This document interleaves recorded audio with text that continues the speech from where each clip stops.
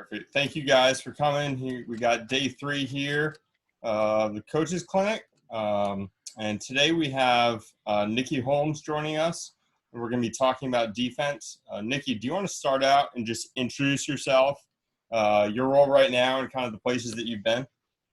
Sure. Hi, everybody. My name is Nicki Holmes. I'm currently the head coach at the University of Rhode Island. Took over that job in end of January of this year. I've spent the last 10 years basically up and down the East Coast, different schools. I also was an assistant coach the last 3 years with the youth national team. I actually, strangely enough, I was in charge of the defensive and blocking scheme, so this will be a review of that again. And then I used to be in the program manager for the collegiate national team. So, awesome. Well, thank you for coming. Let's jump right into this today. We're going to be talking a little bit about defense to start, and then we'll touch on blocking and then defensive systems, add in a little bit of video and drills here. But, I mean, we're right in camp time right now. If you were in front of 100 campers right now and teaching defense, what are the keys to defense for kind of a beginner that's just getting into this? And how do you tell a coach, like, what do you want to focus on in teaching defense? Sure. I think first and foremost, and I believe that reading is probably the premier skill of defense. I think knowing some clues about what you have to do next and what happens next with the ball, whether it's in a simpler form, right? Ball goes this way, or it's in a more complex form. I've watched 2 years of data and I know that more times than not, this happens. Whatever that range is, I think reading or the concept of what happens next is the biggest part. And so how do you introduce that as early as possible, right? So I think, if I could go back in time and to when I was doing 13s in club and doing defense, I think I would introduce a little bit of the action over the net as I introduce it with some of the technique of like digging and stuff. But, when I go down to like the nuts and bolts, first thing I would say is like, hey, are we teaching them to be balanced? Are they balanced in however they stand? I think we all know that there's different ways you stand to defend. If it's an easy ball and you want to move a lot, you stand high. If it's something coming from far away and you want to read it from far away, you stand medium or a little bit lower so where you can still take steps. If you think a ball's about to be crushed at you, you get in a little bit lower position. Maybe you can't move, but now you have more stability, right? So I think that would be the first thing. Is like, hey, like, how can we be balanced? What is that? Then after that, it's kind of goes back into the reading. Like, am I facing the action that I see, right? So if the setter is the action, right, they're about to set, I should be facing them. The set's made, I should be making some sort of move or projection or look towards the action that's happening next. And learning to be balanced, back to our number one, be balanced at the same time. I think those two first things are really all I would focus on. I think you get farther along, it's okay, now what do I do with my arms? What do I do with my legs? How do I land? How do I proceed to go under this ball? Things like that. Sure. One of, when I'm working with high schoolers, especially beginners, one of the biggest things I see the problem with is they're kind of afraid of the ball or afraid of the floor or a combination in between. And I find that like the mentality is the hardest part to like get them to really buy in of like just this mentality of I'm not going to let this ball hit the floor. How do you work on that or how do you teach someone to have that like I'm not going to let this ball hit the floor mentality as you're training? Like at the higher levels, I guess it's a little bit more natural, but what about for just a beginner? Well, I actually, even at the higher levels, I think it's not natural to go towards violence or action, right? It's not natural to go into a floor nor have a 50-mile-an-hour, vital volleyball hit at you. So I think you have to build some type of reward system to it. I think at the younger ages, if you make it seem hard, they will instantly build a barrier saying it's hard. And so I believe that you have to make it a part of the game with a reward system, whether it's externally driven, like, hey, great job, or like high fives or, something to that effect, to where there's a reward for the consequence of going to the floor. Internally, like, you want to build players' desires for the next ball. And so how can you build some system in drills and games, especially in games, to where it's rewarded? I think that's the biggest part. I've seen everything from, you put socks in kids' spandex or whatnot to soften the blow, but it's just creeping them up to that pain threshold, or, the fear. And so I think the motivation of positive reinforcement, like, hey, that's a great move, even though it's not there yet, and their ability to have that positive reinforcement, I think, is the big part. And honestly, you gotta do it in college, because the moves are faster and harder. And as like, a lot of movements are coordinated. And so, like, there's going to be a lot of collisions or, like, movement, side to side, where you're not seeing it because you're staring at an action. And so, like, that trust factor has to be kind of rewarded in practice. If once you kind of have a negative kind of call it consequence, or a negative emotion with it, it's going to be harder. It's almost double the effort to try to get back to doing that skill. So. Sure. I think a lot of that fear comes with this idea of emergency moves, or balls going to the floor, right? Right. And diving, rolling, sprawling. How would you teach that to a beginner? And is there a progression that you would typically make, whether it be the socks, landing on mats, or just kind of going all the way for it when you're first starting? And then do you do that kind of stuff with your college team as well, really work on those emergency moves?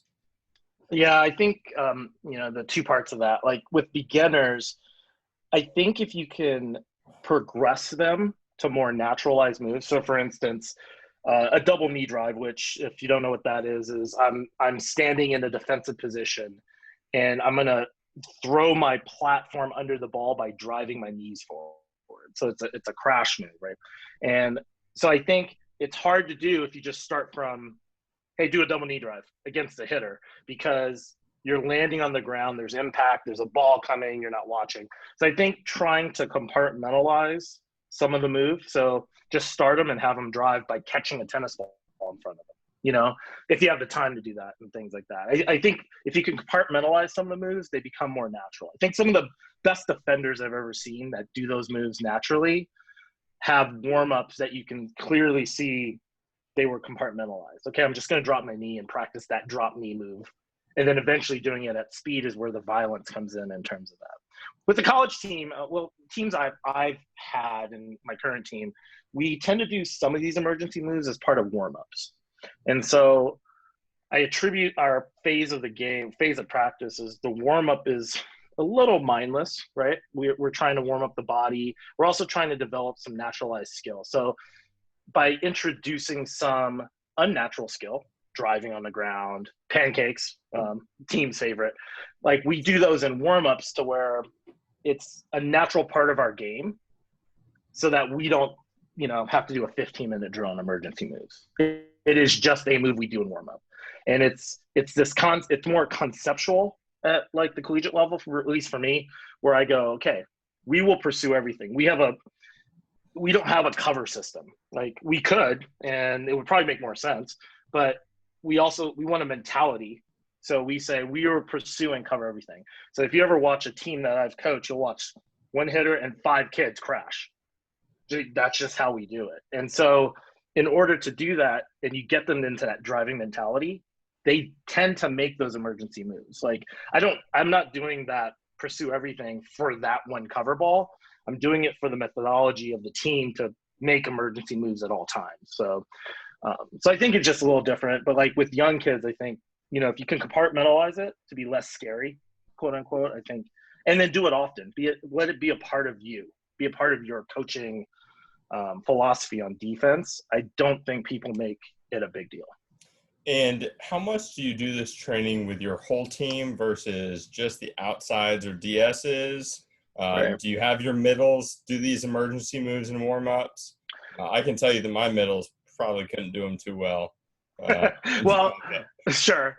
I think so. It's twofold for me. One, lot of my experience is on the international side, and I see the variety between domestic or U.S. where middles don't play a defensive role to where middles play 2 out of 6 rotations of defensive roles. And so I do include my middles in serving and defense, in essence, as part of a team to where there's some standards. Now, if in the end of the day, in terms of like critiques and feedback, we may not hit the defensive feedback more on them than not, but they participate in a lot of those because my fear is I get into rotation 3, middle goes and serves. And now we have a great defensive philosophy and we have an energy to our defense and then this kid who all intensive rights, she wants to be a part of it, but she doesn't have the time. And that confidence is draining. So like, if I can take the skill out of it for a second, take the capability, but if I can give her that trust and that, confidence a little bit in those moves, we will handle the deficiency in skill for that one rotation. So I do believe that my middles, once again, it's part of our warmups. So middles have to participate in all those. So it's probably the angst of their existence during the warmups, but they eventually get used to it. Sure. And turn it around to watch a middle in the middle of a match dig a ball and watch a team that's kind of bought in, watch a team celebrate that is all the reinforcement you need in the world to have that middle train for 5 minutes a day. Sure. Yeah. Now, how much are you looking, let's just say in terms of evaluating a back row, a normal back row defender, a setter, an outside, a libero, how much are you looking at just getting balls up on defense versus the quality of the dig and putting it in a certain spot, especially when it comes to kind of your depth chart and choosing like who's my starter, who's not, like how do you choose between 2 people, and how much are you looking at that quality of the digs versus just the ability to get a ball up? Sure. Well, probably, and if my player is calling on this, they'll be fine. I pick liberos based on passing quality. And so, and they all know that. So their first primary function is a passer. That's a libero. So in terms of my liberos and the way I select them, and that's not right nor wrong, it's just how I do it. But I think I think quality is important. But I think quality is important relative to what you're trying to get. I'm in a 14s match and another team is free balling to me. Well, my quality should be high. Right? I'm in a 14s opens match and I'm going up against some 6'7" kid that happens to be 13 years old. We don't know how that happened, but she's hitting at me. I'm just getting it up.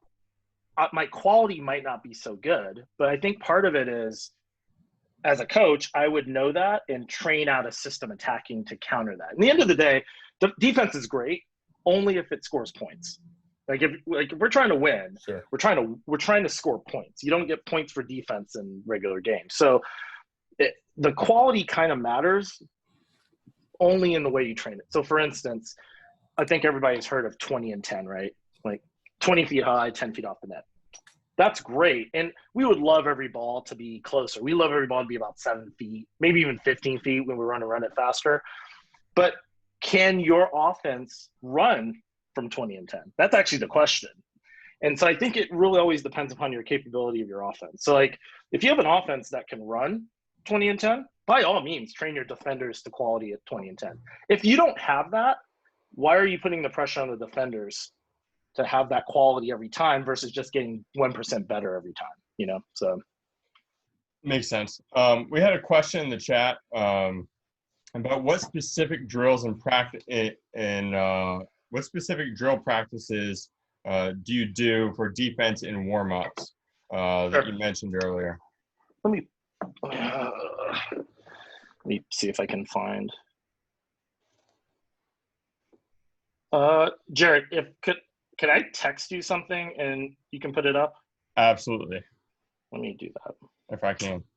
And while you do that, I'm going to answer the next question. But you had a question about when a ball is driven near a gap between athletes who are in the back row, it's difficult for the players to get the ball. Would you rather them pass with one hand or two hand? I think it really depends on how hard that ball is hit. Sometimes we start open. Let me see if I can show my hands here. We might start open here, right? We want to try to get there with two hands, but if the ball's hit so hard that we can't quite get there yet, then it is okay to go one at times. I would say the more emergency move it is, you might be able to get away with one more. If it's a non-emergency move, I would always say, let's go with two hands. Especially at the high school level, I know some people that get into a very bad habit of just stabbing with one arm for everything. And so try to go two when you can, but completely understand that there's times when we're going to have to go one. All right, Nicki, let me see if I can get this. No, that's the best one. It's just a practice. Yep. So I don't know if we can go to the left to the beginning of the board. So you see that ball control series. We do that every day. And I can, if I get emails or I can send to Jared, I can send you this typed out. I have it somewhere, not here. But we do a series of ball control moves that their partner ball control series. And so, for instance, that first one's called set move. So ball and partner, we're setting against each other, just trying to warm up our hands. Let's say it's 20 reps each, but like they have to move after the set. So I set a ball, they move, come back and set. Some of these things, spin catch is really just getting their arms warm, but like the person that's catching is catching in that defensive posture. They're in a medium position because they know it's a kind of an easy spin ball to them from their partner. So they're in a medium position and they're in the defensive position to catch. We progress to digging.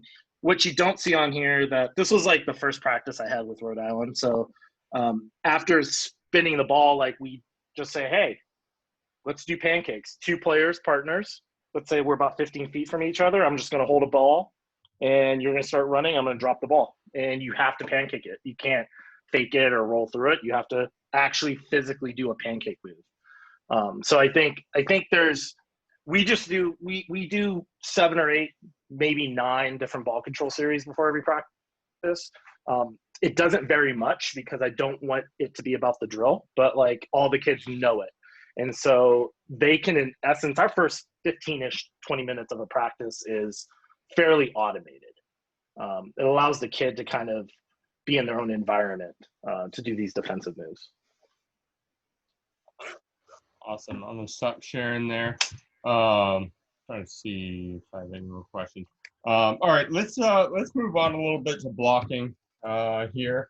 Kind of back to my first original question about defense.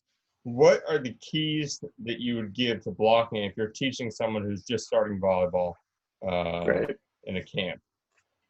Yeah, I think the biggest thing I would ever teach in beginning blocking is the initial balance move when a setter has the ball. So that setter could be a libero bumping a ball, right? Like it's the person facilitating the set, not just the setter. So I'm a blocker, and I think the first thing you have to teach is how is my body at that point of contact. So at the collegiate level, I talk about being compressed. Like, are we in a position to move? Are my hands in a position of comfort, like where I can go do something next? Like we talk about the next threat. So like, what's the quickest threat? If a quick's coming at me, are my hands high to handle that? If there's no quick, let's say they're 10 feet off the net, maybe that my hands are low because we run a swing blocking system. So my hands are already low to do the next thing. So I think the first principle we'll talk about is similar to defense. It's what is your body position and is it balanced? I think we see a lot of times, and we see it in scout, we'll see middles especially do these movements. They'll wait for the serve to go over their head. They see the serve go over the head, and then they do a next thing. Like they get really small, or they take like 5 steps to get settled. I think all those little things are the things they were missing early about being balanced. They're not comfortable. And so like when they take those little steps, you're countering moves, and now all of a sudden you're in bad positions, or at least not ideal positions. I wouldn't even call it bad. And so I think like if I could teach, the first thing is like balance at the net when the ball is about to be sent to a hitter. That'd be first and foremost. From there, I think the next big thing is like, what do your feet do? Like, I think a lot of times, whether you static block and shuffle or whether you swing, once you pick up a foot off the ground, if everybody stood up and they were blocking and they were just standing at a net and they take a foot off the ground, you've shifted weight. It's really hard to just pick up your foot and not shifted weight.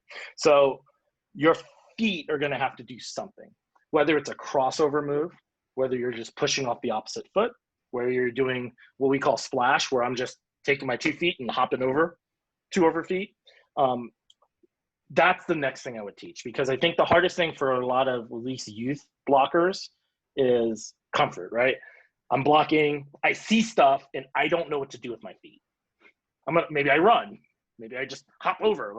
So I think those two things. And then I think from there, depending upon clearly their capabilities, like over the course of years, like everything else, there's shoulders, being strong, pushing over, like all that stuff will come. But it doesn't come until your balance and your feet are right. Sure. So you mentioned swing blocking and static blocking. I just want to define those real quick. Static Sure. blocking is typically a normal just shuffle over to the spot that you're trying to get, not crossing your feet over. A swing block, how long ago did a swing block become popular? 10, 20 years ago? I would say after the slide was kind of prevalent. Okay. Yeah. So it's a little bit more recent. If you look at really old film, it's all going to be people just shuffling one way or another and just going straight up. A swing block is going to have a crossover step. And so you're going to go take a step in the direction that you're trying to go, cross over, and then kind of finish turning. And you're going to use your arms a little bit more to really help you jump. And so if you're talking about pros and cons a little bit, the static block, you're going to be a little bit more stable, but maybe not as far over, not as dynamic. And the swing block helps you get over a little bit farther, helps you be really athletic and dynamic, but at the same time, you might not have as much control and core strength unless you've kind of mastered it pretty Right. well. And I think that's huge. And I think there's this prevalent notion that swing blocking is better. It depends on what you're trying to do, I think. And one, it's always about your capability of your team. Like, if your team can't swing block, don't swing block. That doesn't make sense. But I think swing blocking, like you were talking about, was developed because offense started running along the net. Whether it was the long go, setter going backwards and then pumping a ball 20 feet really fast, or the slide move. And so all of a sudden you had kids starting to run at hits versus approaching. And the swing block, which there's studies to show that there's about an extra few inches in terms of pushover as well as the jump capability because of running. But the hardest part of the swing block, and your kids' perspective is important in this, is from running to turning to the attack.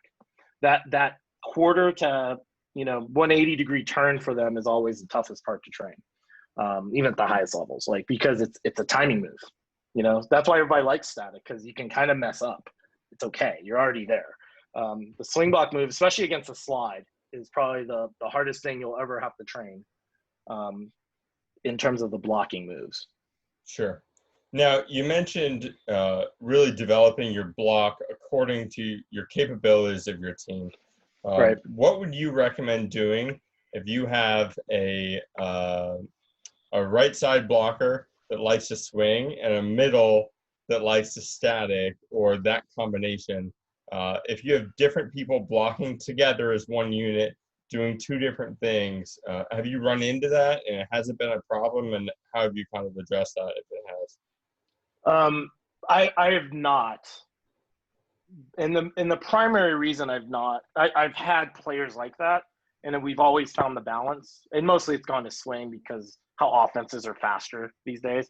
But if you had those two, I think, once again, it's not necessarily wrong. I think you have to understand your deficiencies in it, right? So naturally, more than likely, especially at a younger age, you're probably going to have some gap in between the blockers, they don't want to crash into each other. So you're going to have to defend in that zone. So you can't assume the block is a block. You have to assume it's two independent blocks, which is actually fine. It's okay. You just have two independent shadows on a court. And so you have to defend accordingly. I think that's your first primary. But then, like, I think it comes down to comfort level. At the end of the day, you have a conflict between the landings, right? Middle's crashing, and you have a swing blocker who's a little wild. Well, if the middle felt closer to the swing blocker, they can close that. That's an athletic capability at that point. So I think it just depends upon what you're willing to do as a coach in your system. Are you willing to take that because it's the best of your kids, but can you defend two seams? A lot of teams can't defend two seams. That's really hard. It's too many options of hits. So if you can't do that, then maybe you have to look at combining the block system somehow.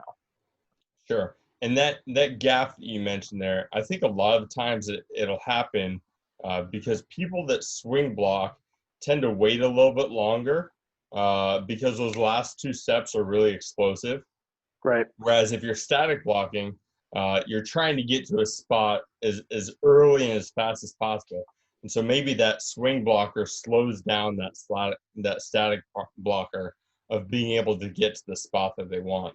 Right. There's a little bit of a challenge there, and we've run into it with our Harvard team.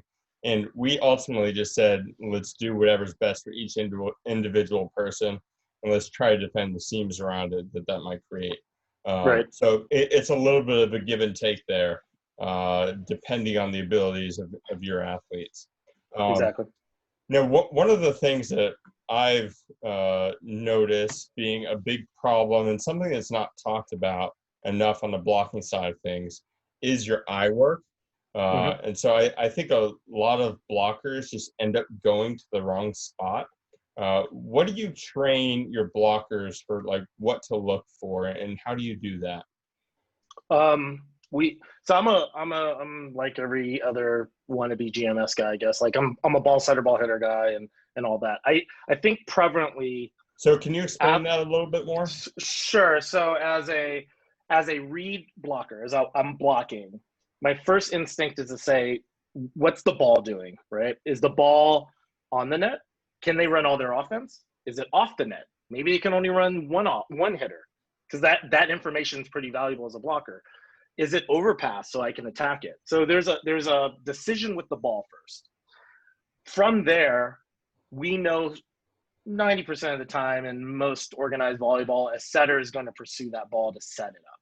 So then once I've guaranteed the ball's on their side, I'm not about to overhit it, I'm going to go and focus on the setter.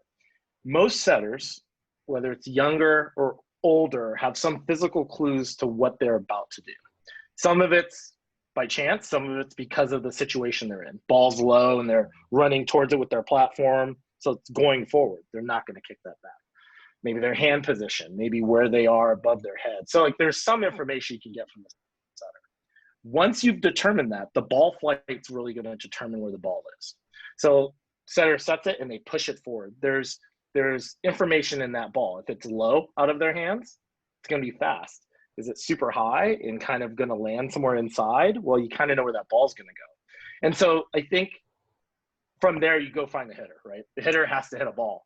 And so I think the key, and I think some of the angst is that second part, ball hitter. I think they see the ball, and players naturally want to track the ball to be very sure. So they track the ball all the way to the apex of the set. At a lower level, that's okay because the set's a little high. At a high school club, like older 16s, I would say, and then college especially, that's too long. Because the speed at which sets go at our level, hitters are already in the air at that point. And so I think that's where the misses come. And I think it's really important to know that the hitter's going to hit the ball where the ball's presented. If the ball's put inside, more times than not, a hitter's going to hit that cross court inside. And I'm talking about outside hitters. And if the ball's pushed all the way to the pin, more times than not, if it's inside the pin, they're going to go down the line because that's where the ball's presenting itself. If they're super wide, the ball's pushed really wide, the ball is going to be cross court because we have an extra blocker in the antenna. So I think it's reducing the time of the read of the set of the ball, right?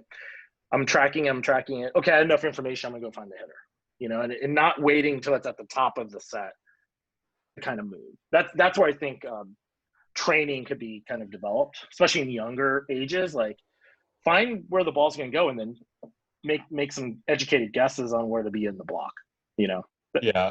I completely agree there. I think I'd always train skipping that second look of the ball. Like the setter will tell you who they're Right. going to set, and then just look Mhm. to the hitter. If the hitter goes Right. to the wrong spot, that's on them, and you're in a good spot anyway. Right. But a lot of times the hitter's going to tell you everything. We were talking about this yesterday a little bit with training offense. A lot of hitters hit exactly where they're facing. Right. As coaches, we try to teach this like moving around with the wrist a little bit, but a lot of hitters just don't do that very well, even at a very Right. high level. And so if you can get in front of the hitter every time, you're going to be in a really good spot. Um, and that getting in front has to do with the angle of their approach. Right. So really getting your eyes, teaching them to get their eyes on the hitter as soon as possible will tell you almost everything that you need to know as a blocker. We had a question. This is actually going to be our next question anyway. At the high school level, if you've Mhm. got a setter that's 5 feet tall and touches 7'8", right? Right. 2 inches above the net, right? Do you have them block? Do you have them pull off and cover tips? Like, what's the most useful? And maybe that has to also do with your age range too. Um, Sure. if you're a 12 trying to teach something for later when they grow versus a college level. But at what point do you see value in having someone who's kind of on the fringe go up to block versus not block at all? Sure. Uh, Two parts to that. I think the I think at the youth levels, like I even talked about, like the setup move needs to be taught. I think their capability to block a high level ball won't be there because of the physicality. So like they have to learn at an early age what those moves are. I actually believe defenders, we put our defenders through blocking moves. And the reason I do that isn't because I expect my libero to block one day. It's because I want her to have the knowledge base to know what is not happening. If they see a move a blocker's doing and it's wrong, they kind of know there's a problem. And so their education or their IQ of what block moves should be gives them a respect so that they can work around the block for defending. So I think there's some value just knowing how to block. It's part of the game. And so a 5 foot kid or whatever that number is, like, and they're a front row setter. This is my belief. I don't know if this is. I do not speak for Rhode Island or USA. I, if a setter provides you value, remember, end of the day, you need about 14 to 16 kills, like to win a hard match. You know, some teams are going to give you 10 points, sure. But at the end of the day, you need 14 kills. If that kid provides you 14 kills because she's touching the ball every second contact, let that kid do whatever she wants to do. And let that kid feel comfortable in her defense. I think if you pull that kid off on a soft defensive move on the block every time, especially as a front row setter, and a pull to the tip ball, are you getting enough of a block touch to run your offense? Because that's why your kid's in there. Otherwise, why is she in there? And so I think you have to weigh that pros and cons, depending on whatever level. I think there's techniques and tactics for a short blocker, because as we all know, even what you just said, hitters hit where they're facing, and the hitters hit the easiest shot possible. They do. Like, it's just nature. I was a setter, so I'm speaking out of turn. But like, you know, so most shots, when I look at it, 10'2" kids hitting, they're not hitting at 10'2". They're nowhere close to the ball above the net is not at 10'2". There's not many kids that do that. They all are hitting fairly low to the net. And because of the angles of which, a lot of those balls are only an inch off the top of the tape, especially at the lower level. So there's value in a setter that's 2 inches above the net, soft touching a ball, to run an offense. Once again, the setter was in here to get your 14 kills. You have to give some leeway and say, okay, can we defend off a soft block? And run an offense. Remember, defense only is valued if you have points after it. So I think there is value in that. Would I do it if that setter wasn't providing you that value, that offensive value? Probably not. You know, but you can also train to it. I know there's a gap. My setter actually at URI, my senior setter is 5'7", if that. I think it's 5'9" on the roster. She's 5'7", but she's very athletic. She probably touches 9'8", 9'10", something like that. And she knows that's her deficiency, but she can set. And so like she works extremely hard. And as a defensive scheme, we're going to have to switch some things around. You know, my right back defender behind her cannot play up for a tip. They'll have to defend hard. So we'll never be able to rotate under her. It just doesn't make sense. So we make conscious defensive decisions because we value the setter's offense when she touches the ball. So long-winded answer to say it depends. Yeah, completely makes sense. And I think if you're talking about the youth level, if you see someone that is just too young but has the potential to get there, I would encourage you to train her how to do it, and it'll catch up and be more beneficial in the long run for her. Right. If you're talking someone that is already late in their career, if you guys are high school coaches, if they're a junior or senior and still not really getting over the net, there might be a little bit more of a reason to change your defensive system around that there. Again, as college coaches, we don't really run into that as much, but I know it's something on a lot of high school teams that there's decisions to be made there that you guys go through every year, depending on who you have on your team. Last thing in blocking that I have, and it kind of goes into systems. How much do you have your middle blockers commit? Or can you talk about the difference between committing or reading or fronting, and what that, Sure. we go into video and we might use this terminology a little bit?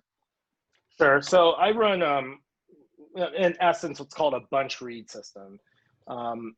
In essence, I'm protecting the middle zone. I worry about quick attacks from middles at my level. And so I provide 2 hitters in that zone, which means there's somebody that's not necessarily getting the full attention of a block. If middles are, and I'm using the middles as an example, this could be any position. It could be the outside, could be the right. But if the middle is your threat, sometimes if they run really fast, you're going to have to do something different with your middles. They can't be in this read position. You have to almost commit them. And so there's a term called fronting. What that means is that wherever the middle, and I'm going to use the middle as an example, you could front with other positions, but if the middle is going to another zone, let's say they're going to hit a 3 or a gap, which is the ball in between the outside and the middle, and they're hitting that ball, maybe I'll move my middle in front of them because there's a more likely chance that they're going to hit. But they're not going to jump with them just yet. They're going to wait and read the reaction of the setter and do normal things. They're just going to be in a better position. So they'll be in front, hence fronting. If we commit, we have some indicator, whether it's scouting or the coach's eye or whatever it is, to say like that middle's going to get the ball and they can hit past our kids' ability to read and jump. So then we're going to commit. So that means anytime that middle jumps in the air, we have to take the risk of that a ball is probably going to them, whether it is or not, and our middle will jump in the air. So hence we commit. Now that creates a whole bunch of scenarios for your defense and the other blockers and stuff for sure. Yeah. And I would say the higher level you coach, the more likelihood that you might have to mess around with committing, because you would only commit if that ball is going to get beat past your ability to read. And so for my men's team, these middles that we play hit the ball really quick out of the setter's hands. And so we have to commit sometimes in order to have a shot at slowing that down. All right, let's transition a little bit more into talking about system here. Sure. Back on the defensive side, can you go ahead and describe what a rotational defense is and a perimeter defense, and talk about a little bit of the pros and cons of each, or any Sure. different types of systems? Would you like me to do the whiteboard on here? Yeah, why not? Let's see if this works. So I'm gonna, he has the 6 out there. I'm gonna draw this part because I think it's easier for me. So I should probably turn the pin on. So I have blockers. There we go. I have blockers. And I'm gonna assume a setter's back row. And this is not every perimeter system. Triangles are liberos for me. So if I write a triangle. So in essence, I'm trying to protect the perimeter of the court with defenders, and I'm trying to defend the interior of the court with blockers. That's the best like short description I can say about perimeter. Like we're trying to defend the perimeter. Now, some people also defend the perimeter with the block as well. But in essence, though, I'm putting my defense. There we go. I'm putting my defense, these people, on the fringes of the court of what can be hit. And so one thing I will say about this, if a hitter's out here, say the hitter's out here somewhere. Well, this kid right here they don't need to be there. The ball's not going to go there. So once again, it's the perimeter of what can be hit. So maybe that kid moves inside a little bit, things like that. So that's perimeter to me. Rotation, and I'm going to use an outside hitter as an example. And if we're blocking, and this was let's just say our base. Bases are going to be different based on your level and your teams. If I want to rotate, I'm concerned about a few things. Mainly, I'm concerned about what is happening with the tip ball. Am I getting beat somewhere in the center zone? So I'm going to rotate a kid up.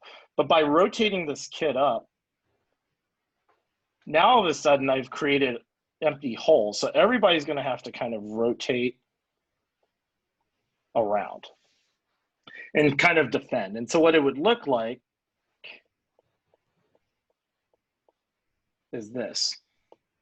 So an attacker's there, blockers. Here's my rotation player. And every rotation defense is a little different, but I'm going to say my defender's there. My libero's here. This is a libero playing left back too. Once again, you could be doing other things. And this outside hitter that was in front is now here. I've rotated the defense around. Same token, my attack is coming over here. I've done the same thing. Now my libero, who is here, is going to come up in the rotation. My defender moves over to the right. Maybe this is my setter. And then this is that right side hitter, call it an outside, is right there. And so I've rotated everybody the other way as well. So once again, if I'm worried about threats of tips from the pins, this might be an example of what I can use to defend to guarantee. Now, what would you think the disadvantages of this system are? So specifically rotation defense? Yeah.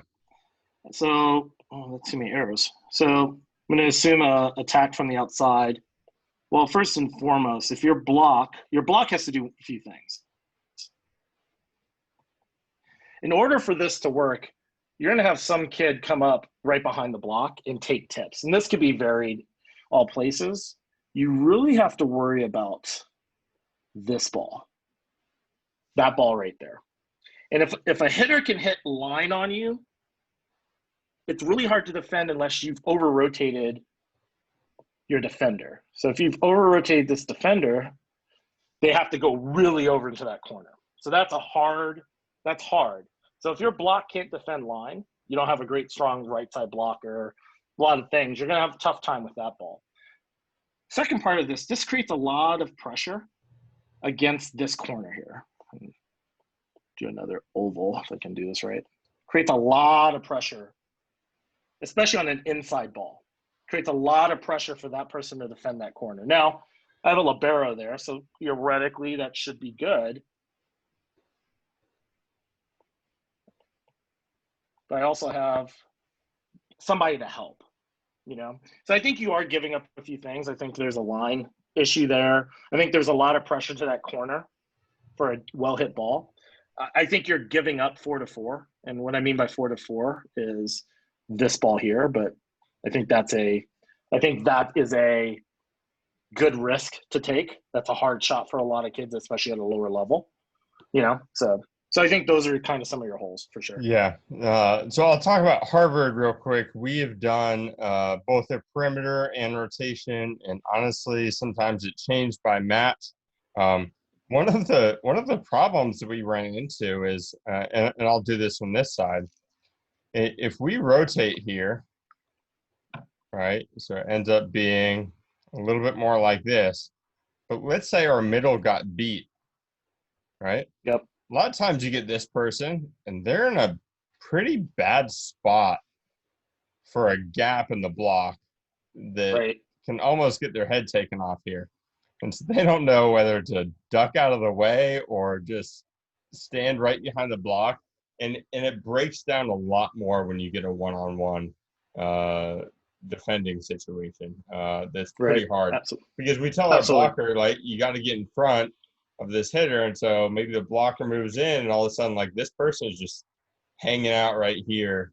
And that ball gets turned just a little bit. And they're in a tough spot, even from a safety standpoint, to be able to Hmm. protect themselves, depending on who the attacker is. So, Right. um, so talk to me.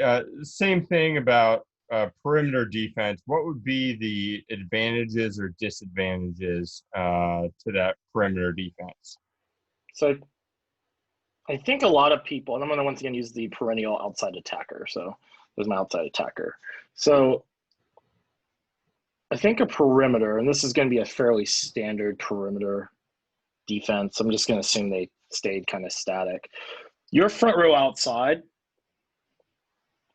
this kid, that kid is now taking tips. So I think if you rely on that person in transition to the pin, this is a hard transitional move that you have to practice quite a bit. You're going to ask a kid to go, and I'm going to draw her path out of transition, especially if she gets it, to transition this way, and then depending on your system, try to transition outward. And so this is a whole 180-degree turn to run an offense. So if you're not good at it, it's really tough to rely on this outside hitter to make that move.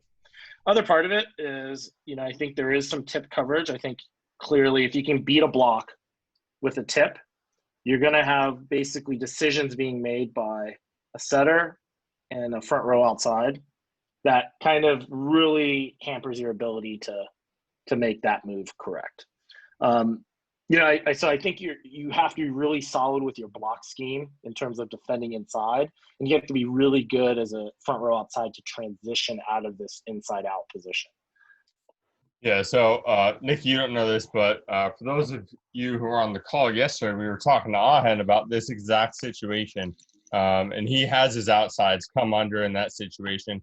And he says he really works on training this inside out approach Yep. on that transition, which is something you have to do if this person is going to pick up some of these balls.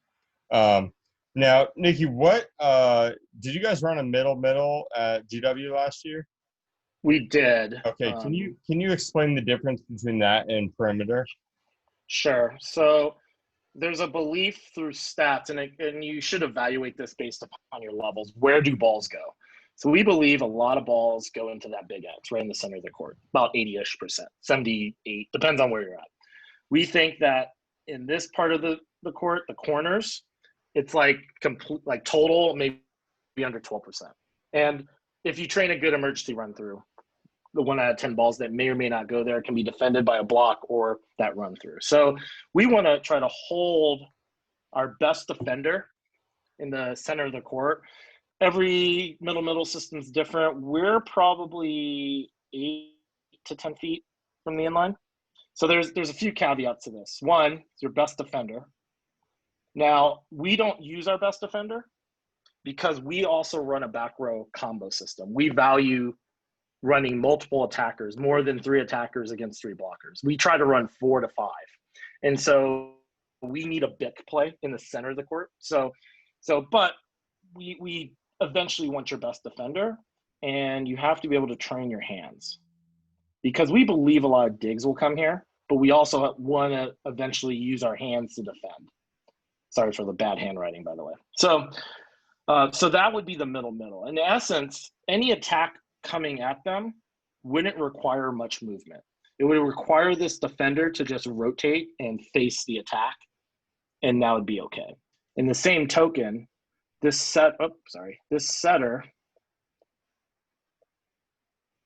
that's playing right back is in a standardized position. We play about 3 feet from the 3-meter line and 3 feet from the sideline. So we're about a meter or so. They stay there. we stay there, and we block everything around that to create traffic. Now, main comment about middle is, well, what if they hit this ball here? I give my libero full authority to break out of the middle at any point, and so she can go there if she needs to. She thinks that's where the ball's going to be. There's some rules, like if we think line's going to happen, this kid actually goes flat and they stay even. But in the essence, the kid that's in middle stays middle for the most part. Okay. Had a quick question here, and I'll draw it on this side. In a middle defense, so let's move this up here. On that corner ball, right, this ball that's coming right across here, how do you have them cross? Do you have someone go in front, someone go behind? It's a bit more natural when this person's deeper, that this person would kind of go behind, this person would kind of go in front. But if they're kind of at the same level, how do you handle that? So usually, since they're even, I actually say that the libero's in front, but for argument's sake, let's say that they're even. One, you make a training decision to always create your libero or whoever that defender is in front, so that the middle can defend that high. They can defend it with hands, things like that. You will have conflict here. So a lot of people, and I can't move Jared's X's, but I'll draw an arrow. They'll move that middle over a slight if they believe the block is blocking that channel. So if you're of a high value to where you think the block is blocking that channel, and we're talking one step here, we're not talking like major steps here. We're talking about one step. So I think that it depends on what your block capability is, but this allows me to kind of keep them relatively calm and simple so that they can spend more time reading and defending versus moving. I think some also disadvantages to rotation, it requires coordinated movement for at least 3 to 4 people. Sure. Whereas, in the middle, I have individual choices being made. One of the other advantages I see to this system is if your blockers aren't great at really closing and you're having to defend multiple seams, I think this person in the middle is in a pretty good position to really defend that seam. Whereas the other two systems, the perimeter and the rotational, kind of require your block to be really close in order to work well as a system. So you talked a little bit about commit schemes. So I'm going to put my block up here just because I can draw it. And I'm going to put a standard middle. And this is my middle. So that's my defender in middle. In a commit scheme, let's say 3 hitters, and I got a go ball, what I consider an outside fastball going. I have a gap ball. So the middle's running into that kind of space zone. I got a red. So my blockers are kind of tied up. I know this gap is treacherous. In fact, I'm really concerned about it. So I'm going to front and maybe even commit my middle. So things about this is I know this is going to be one-on-one. Because I by game plan, I told this middle to jump with this middle. Like, they're going to jump. So this kid's one-on-one. This middle, which is why it's usually your best defender, can go find that hole. So maybe that hole's right here. Maybe they go right here. Like, they can proceed to where the ball is when it's one-on-one. And so some of our rules, when we talk about middle in my gym, this is all based upon standard, right? Like 2 blockers, we feel fairly comfortable. When we're at single block, we're playing backyard volleyball at that point. We're just trying to get the ball. So our defender, our middle, is actually going to go to where they believe the ball is going to be. So hopefully they're in a simplified position. They're in kind of middle. They see that one-on-one. They know that's going to be one-on-one. They can just go charge for where a ball's going to be. Sure. And that's the argument for having your libero, your best defender in that position, because they can go charge to the ball that's not going to be blocked. Yeah. And what's great about that, if your defender's here, this kid can always think, I'm going to block line. They don't have to make a choice. They just go, I'm going to defend the line, so I can just now go find the ball because I know my defender's in the zone. Yeah. And so I think it gives you some flexibility in block schemes if you can get your defender to buy in on that. Now, I don't know if you're doing this with a 14s team. Although I watch 14 Open, this happens because they do some commits, because if you have a big middle, you should be committing on that big middle. We know that's going to be happening. Sure, sure. All right, let's actually transition over to a little bit of video and see this kind of actually in play. And so and Ben, I just asked you a question in the chat about your question. We'll answer that in a little bit. Um, we're going to pull up a match that you're very familiar with, GW versus URI. If you guys were here in the start, Nicki coached for GW last year, and now he's the head coach for URI. And so these are two teams that he's very familiar with. And we're going to go over all outside attacks. Nicki, do you want me to add in all outsides on both teams at once, or do one at a time? It doesn't matter. Okay. So yeah, we've got that's perfect. We've got URI outside attacker number 1 here. And you guys can see GW on the far side. We're going to be focusing on their defense. So in this match, we played a rotation up. And so if you can pause it for a second. Yeah. This is the other defense we do run. So as we run middle, we also recognize certain teams tip a lot. And so we had 2 things going on here. This kid here, I don't know if that even can be seen. Can you see that? Yeah. Me drawing on it? All right. So that kid here is not very mobile. Both of the outsides for GW didn't have the capability. They're good. This kid, in fact, was a A10 conference kid. But put her in here, she had a hard time making that transitional move. And so I think it was really important that we looked at situations. So we actually played rotation only against the ball coming from the left side. So that's called a modified rotation in nomenclature.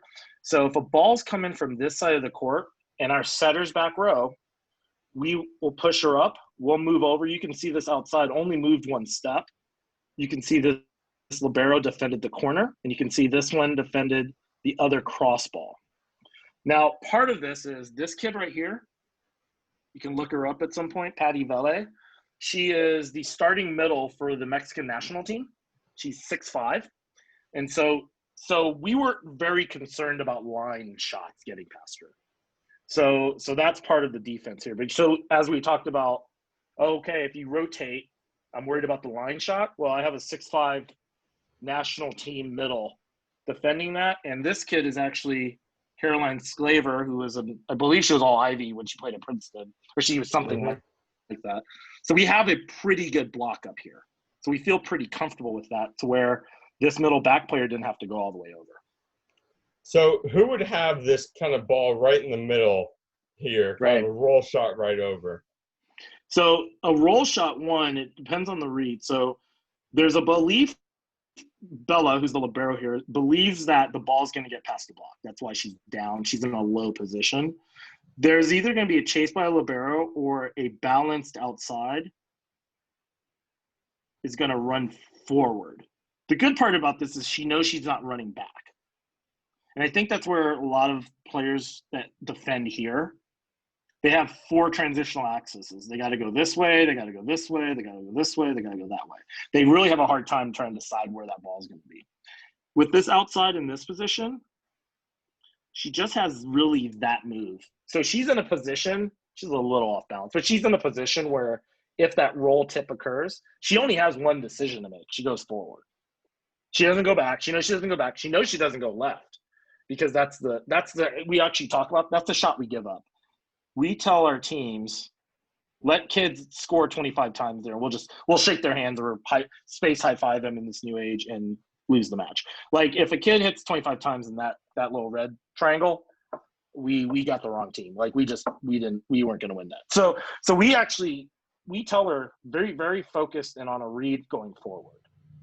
We also know at this level, like, and I don't know the actual number, but we also know she only rolls 10% of the time. So that might be different if we saw more evidence of her rolling there. Yeah, but that same defensive mindset would also be addressed for a ball that goes off the block, slowed down, and lands kind of right in the middle. Exactly. Even if you don't have a player that's really roll shotting a lot, that situation can happen.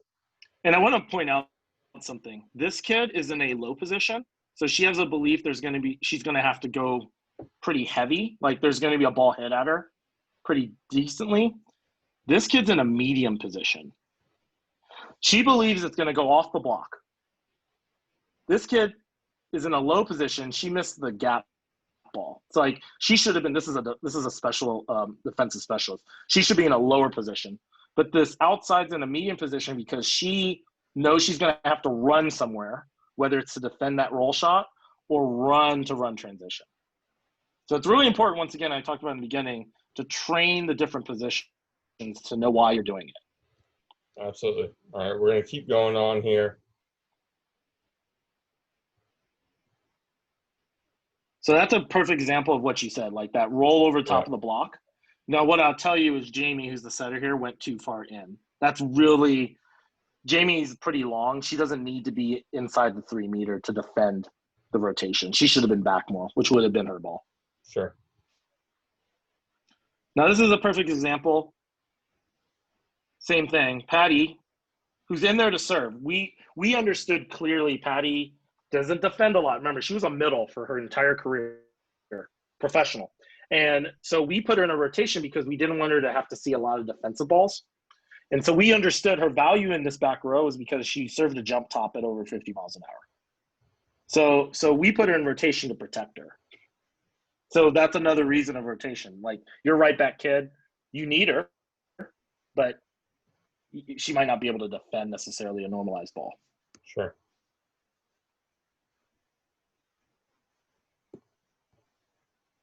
All right, That's off the block. Yeah, we're going to move on to the defensive system of Rhode Island here. I think you said 6 and 16. 6, yep. Yeah, perfect.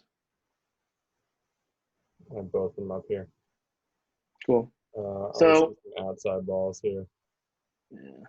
There you go. There we go. So this would be a normalized rotation. So you can see the setter is in the rotation.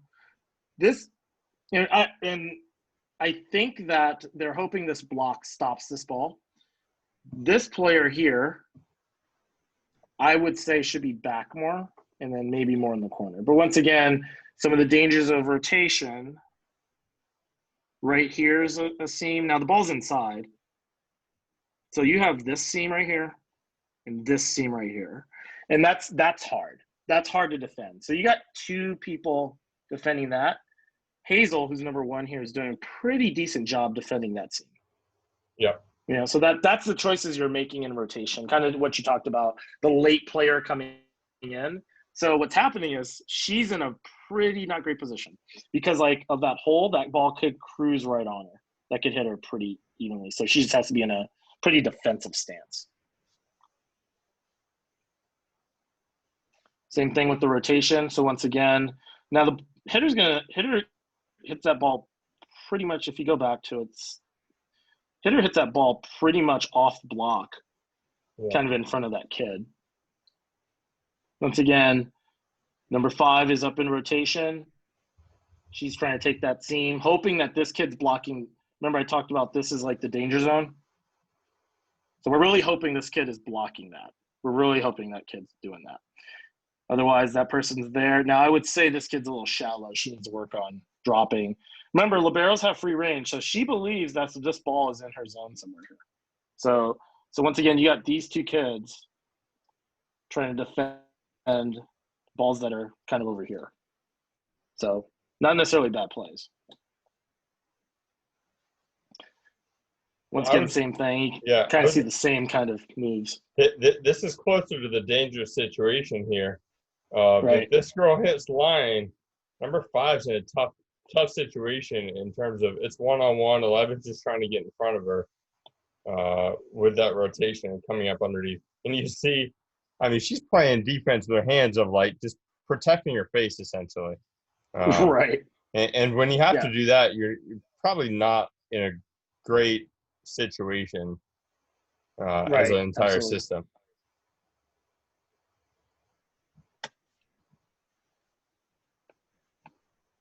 There we go.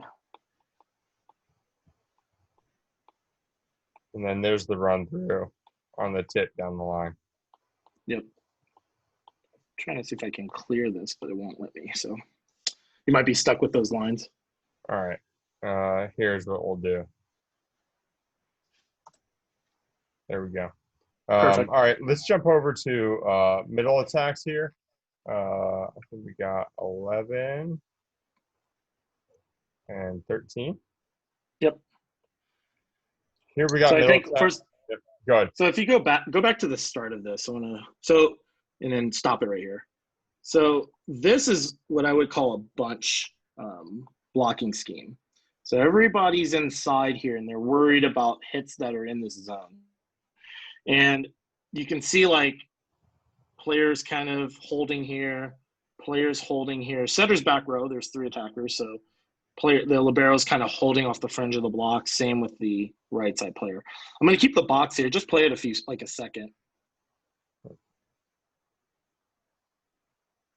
So you can see right here, this kid bailed out.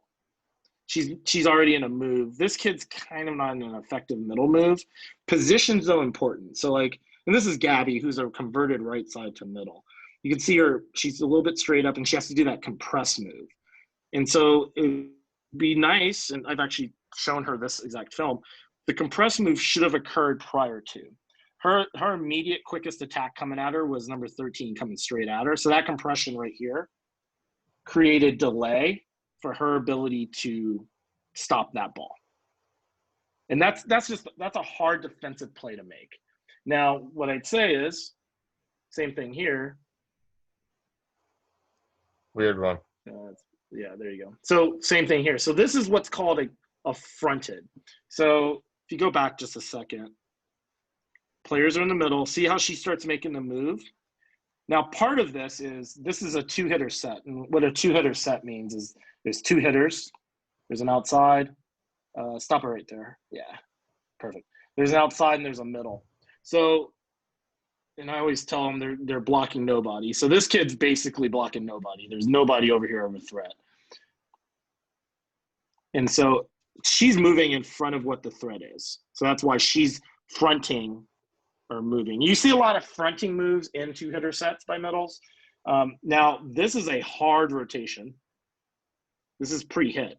So she's defending the setter's tip.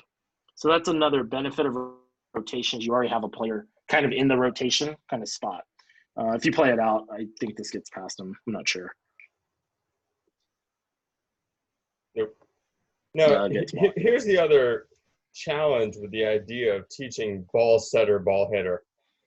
This girl, number 2, could be watching ball setter, ball, and then she doesn't even know that she doesn't have a hitter in front of her. Right. Like ideally, we'd like number 2 to be about right here, number 9 to be right here, number 15 to be right here, right? We want to block half of the court rather than have to block the full court. So I don't know if you can go back like 3 or 4 seconds. Like just go back like. So this is even a little worse. Like, so this is off serve receive. So if you go back like 2 seconds. Yeah. So she should recognize a few things here. She should recognize that setter's front row. This is rotation 6. So their 2 hitters are here. Now, GW also runs a BIC, but that should even more tell you that number 2 should stay somewhat with the setter. In fact, be the primary blocker. So 2 goes behind because they were feeling like a slide might occur. And so this is the danger of like, well, could you defend slide from the center of the court? And so can you train that? So yes, like I think there's some information you have prior to serve as a blocker, as a coach even, to say, hey, 2, stay in front of the setter in this one to get you more hands in front of the ball. So one more here. Sure. So this is actually same row. And you can see number 2 didn't provide. See how she like started turning? She's leaning out towards nobody here. Right. And then she has to recover. And that's hard. And so and that's the danger, I think, actually, of overtraining versus reading. That kid, and she's one of my starting outsides, overtrained that in this position, I see a ball. She actually did the proper movements for a 3-hitter rotation, but she didn't read the play. And reading kind of goes all the way at this level, all the way back to, scouting. And so you're in row 6. Do you really need to release? No. Okay. All right, we're going to move on to right side attacks here. Good. So this is more of a normal. So once again, Rhode Island ran a modified, what I would call a modified rotation. So you notice this kid didn't, the libero did not go into the rotation. And in fact, the opposite came under. So now you have pretty good double defense. And clearly we have video to do this, but like you can see there's a read of a cross here. She's going to the ball. There's a solid line block, and you have a libero defending off hands and this big space. So this is a pretty good example. I would say that like this kid could afford to be under more, but it depends on your offense. Once again, you defend to go get the next point. So this might be her comfort zone to transition, which means there's a kind of not great zone right here for a tip. That'd be a tough play to make, you know, especially if this kid's locked in, this kid's out here. That's maybe where the tip goes, like we were talking about for disadvantages for perimeter. You know, maybe if we can get kids to see the vision of, now we tell all our kids that tips are only used if you're going to go for the kill, right? It's not the bailout option. That we tell our kids the better bailout option would be hit to the setter to create an out of system situation. But what we see here is that in all these examples, there's a double cross, two defenders with the libero having half the court on that line shot, even on a ball inside. And a lot of times we just trust our libero to be able to take up more space.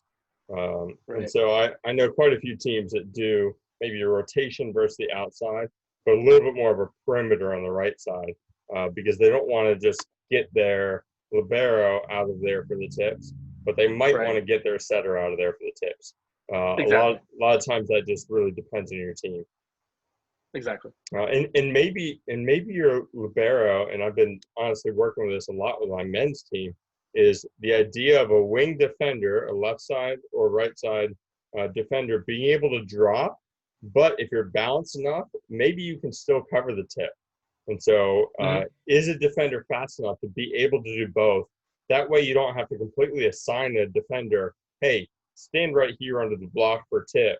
If you get a right back defender that can drop down the line and then read a tip and still make it up, you could still have a right back defender drop, and you could have your left front defender drop against the outside attack. All right, we got about 15, 20 minutes here. Nicki, you have a couple drills for us on the defensive front. Could you share with kind of how you trained your team defensively? Yeah. Let me see if I can figure this out. I tried to draw up some drills, but at least in better handwriting. Let me pull up something. Give me a quick sec. Didn't expect to see Nicki Holmes with technical difficulties here. Right. Well, that's mostly because I'm on an iPad. Save image. Great. And then zoom. So the first one we do, kind of similar to, and Jared, can you see this? Yeah, we're good. So the first one we do, so in essence, my practices ran pretty much the same structure. So there's an administration period where we talk about our goals for the day and things like that. And then we have a warm-up / the ball control series we talked about. Then we typically compete in some way. And we usually compete in, we call it awkward competing. So like it'll be, let's say, half court, one-on-one, but 1 versus 1. You get 3 contacts. Maybe it's 2v2, but you have to use your offhand to score. So if I'm a right-hander, I have to hit with my left hand to score. So it's a slower paced, not full speed drill that allows them to think outside the box of winning, right? So we do all that. Then after that, if we're closer to competition or whatnot, I also like to throw in what's called a defensive pit. And so instead of kind of small group, we work as a team. We'll split the team in half. And this is a 3-on-3 version, but like simple queens, except the coach initiates a ball. Let's say I'll hit a down ball. So you can see that right Yeah, right there. And then, like from there, like easy enough, like dig, set. And we talk about this a lot, 80% swing. And the reason I want the 80% swing, it's a little bit of a warm-up swing, but I also want them to understand to how to defend what they'll primarily see. That down ball, 80% kind of hard driven, but from the backcourt. We score it by points, but we only score when a quality dig, a set, and an 80% swing has occurred. So, and my entry doesn't count. So ball goes to this side, they do a dig, set, swing. The counting starts when this team, we'll call this A side, when the A side has a quality dig, and that's your judgment of your gym, a set, remember you don't have setters here right now, so it's quality set, and then a 80% swing. The point doesn't count if they swing and it's 50% in your judgment, because remember, points are derived from defense. That's the only reason you defend. So if we can hit 80% swings out of the backcourt off a defensive dig, that seems pretty good. We rotate every 5 points. You can grade this all the way as high as you want or as low as you want. We eventually will add hitters. So I'll eventually add setters to where they could block the back row. Maybe I'll add a front row outside. So the setter has to block one-on-one. So now we're working on one-on-one blocking. You can develop this all the way to the team. So we typically will do this maybe 3 times, twice a week, 3 times a week, and just vary 4-on-4, 5-on-5, 6-on-6, things like that. But the scoring is the same, so the kids don't ask the questions. Awesome. I don't know what We have a question from Okay. Bob. He raised his hand in here. We'll see How if do you raise your hand? That's amazing. there's a raise hand feature in here. Bob, if you want to unmute yourself and hop on if you have a question still. I'm trying to paste my question in here, but I can't. No problem. Go ahead. Go ahead and ask it live. Well, go ahead. You guys go ahead. I'll figure it out. All right. Okay, no problem. If you can't figure it out, we'll have some questions in just a couple minutes as soon as Nicki finishes. All right, go ahead, Nicki. Cool. So that's kind of my, hey, here's kind of our kind of normalized warm up, but we like in terms of defense, like I'm not full speed yet. We're not in systems. We're just playing the game.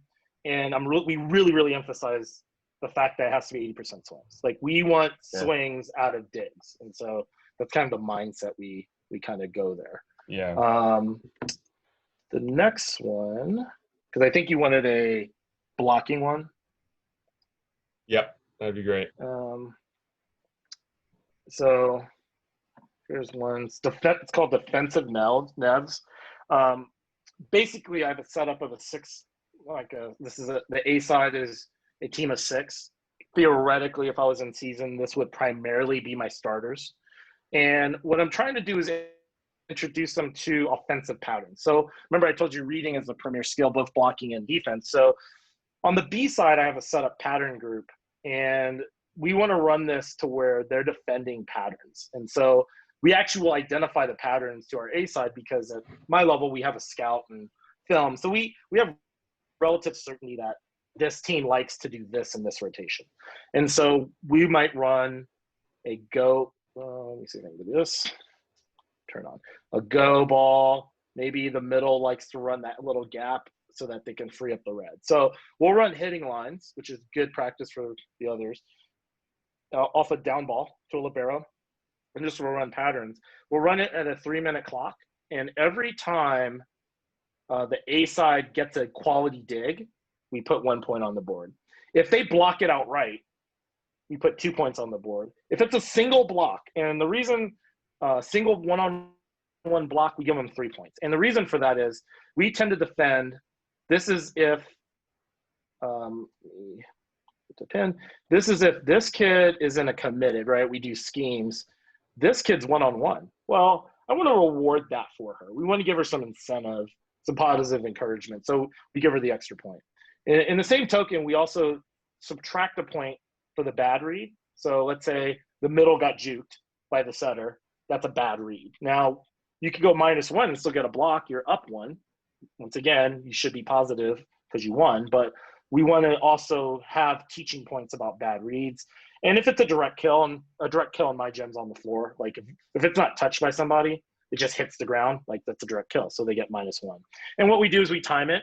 We kind of look at rotations, and this determines like, hey, maybe this middle is not great defending this, or maybe this rotation is not great defending it. So we want to run offensive patterns to train not only our block and reading, and this helps with like ball setter, ball hitter, and things like that.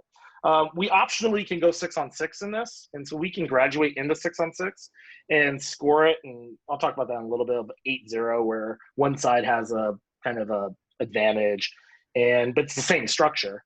You know, the bonus structure is only on the first transition or the ball entered by the coach. So you can get all those bonuses, you know, in first transition. But if you want to play the game, let them play it out for normal points. And so if you didn't get anything in that first transition, I think it's really important at the high school, older club level, and college that surviving rallies is not a good thing. Like having a 7-8 ball rally is great because it's very defensive. Somebody's not scoring. You got to execute your offense. And so you want to identify that as fast as you can. So that's that. That's that. I have a 6-on-6. I can show you that real quick. And Jared, I can send you all these. Yeah, send it to me. I will include them in the email I send out to everyone tomorrow with the recordings. Let's leave the last like 7 or 8 minutes to answer some questions. Yeah, we have a couple in the chat. Let's actually do this live. If you guys want to just unmute yourselves and just ask them live so you guys can actually not only hear me and Nicki talk, that might be helpful.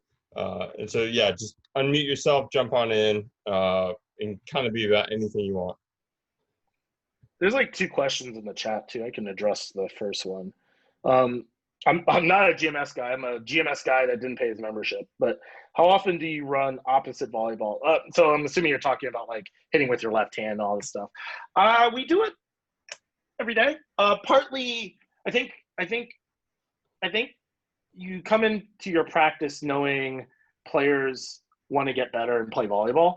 And I think doing something different that's wild is fun for them. For instance, in our gym, we dress up. So if we had a normalized spring, every Friday in our spring, and if you know about college, we have kind of limitations on training and stuff. So like on Fridays, we compete and we theme them. So I have pictures of golf night where my entire team dressed up in golf attire, or it was, I don't know the houses in Harry Potter. I'm too old for that now. But like whatever the house, Gryffindor or whatever versus something, they dressed up in costumes. And the only rule was you can be in costume, but you have to play in the costume. So I think playing opposite volleyball or like introducing silly rules gets them to, one, have fun, because I think that grandness of learning something new and doing something new is kind of important, like for the mental state, but also they're learning how to deal with adversity. You know, the funnest thing I've ever done is 2-on-2, 4 contacts. So try it sometime. Put kids on the floor, half court, 2-on-2, tell them they have 4 contacts. They will, first of all, lose their mind for no reason. Because once again, I didn't say they had to use 4 contacts. They could play normal volleyball if they wanted to. But all of a sudden, you'll watch your kids try to figure out what 4 contacts mean. And that's what you're aiming for. You're not aiming for like anything more than getting their juices flowing. And you do it early in the practice, because hopefully that creativeness will translate to when you're tutoring and teaching and stuff like that. For those of you that don't know, GMS is Gold Medal Squared, which is kind of one of the couple of prominent like volleyball coaching philosophies, and so that's what they're referring to with GMS. The question with Heather, when you do the hitting lines, I'm assuming the hitting lines versus a block defense, they actually start in lines, and part of that's timing, part of that's drill timing. We don't spend a lot of time doing this because I want to get different rotations in and out. If I had all the time in the world and it wouldn't take long, I would transition everybody. I think at an earlier stage, like if it was 12, 14s, I would have them work on transition because we'd be working on the footwork. At like collegiate level, like I have time limitations. So that extra 2 seconds of transition, like I need the next hitter in. Like the rep counts are kind of important. So hope that answered it. Awesome. Feel free to just unmute yourself and ask questions as we go on here and finish up in the last couple minutes. Coach, if you don't mind, I got a question here. Go for it. So, Coach Nicki, whenever you're, scouting a team, and Coach Jared, maybe you can answer this too.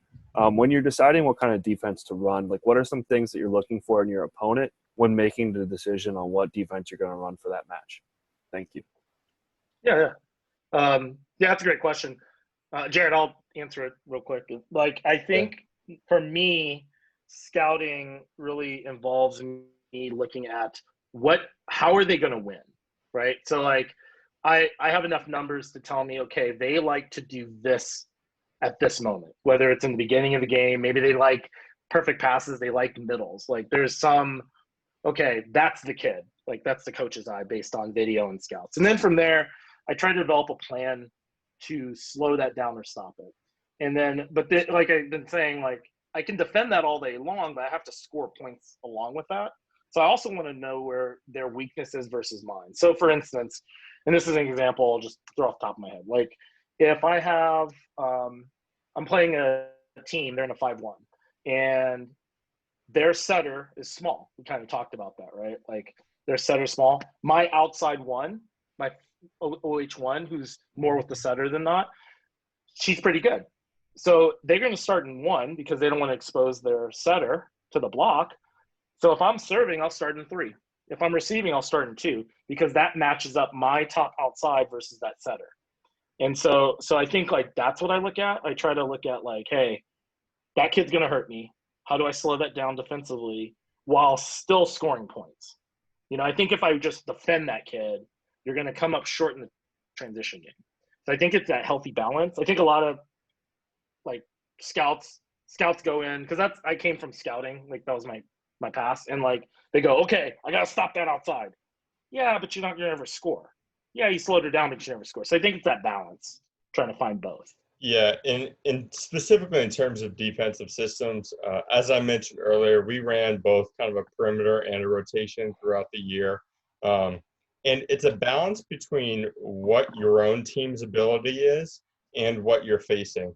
I would say decisions like, do I commit, do I read, do I front, really change every single match based on the ability of the other team.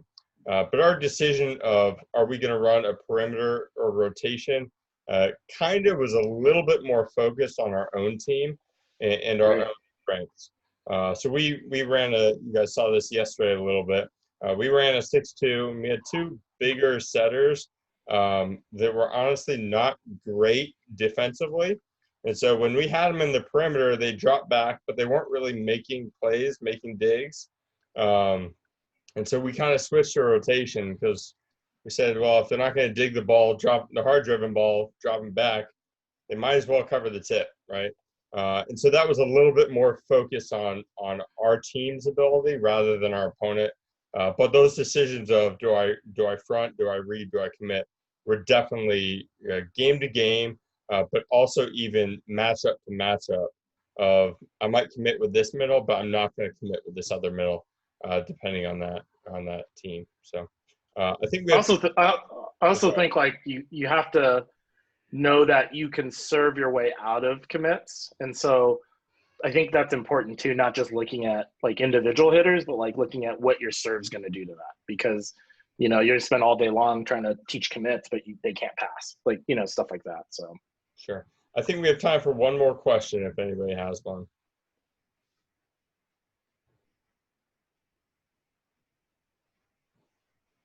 Or if not, we can wrap up here. Okay. Cool. Awesome. Well, Nicki, if you want to put your email in the chat, if anybody has any questions, feel free to reach out to me or myself. You guys all have my email. I'm going to be finishing up this recording and sending it out probably tomorrow to all of you if you want to go back and watch anything, along with a survey on this whole coaches clinic. So if you could fill that out, I'd really appreciate it. And for those that are local, and if you ever come down when all this kind of stuff opens up, My gym's always open, so just kind of contact us and come in at any time. So Awesome. Well, thank you guys so much. Really appreciate your time, and thank you, Nicki. thanks, Jared.